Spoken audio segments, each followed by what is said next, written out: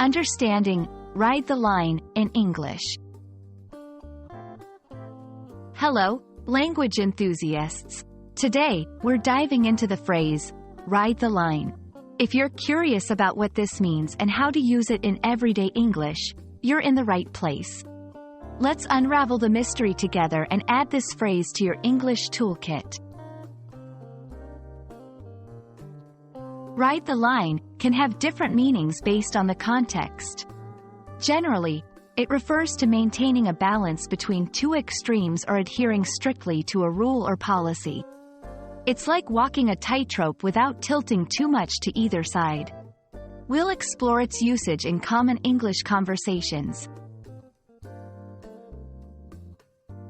The phrase often has roots in transportation or following a path. But it's not just about trains or bikes. It's also a metaphor for life situations. We'll look at historical references and how it evolved into the colloquial term it is today. Here, we'll dive into some practical examples. She had to ride the line between being friendly and professional. Notice how it's used to describe a delicate balance? We'll go through more examples to get a feel for the phrase in action. It's easy to get phrases mixed up, especially in a new language. We'll clear up any confusion with similar phrases like toe the line and discuss their subtle differences.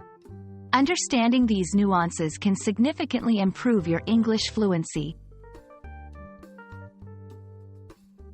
We hope this exploration of ride the line has been insightful.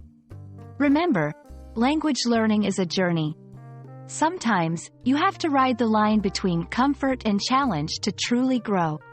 Keep practicing, and you'll master these nuances in no time. Happy learning, and see you in the next video.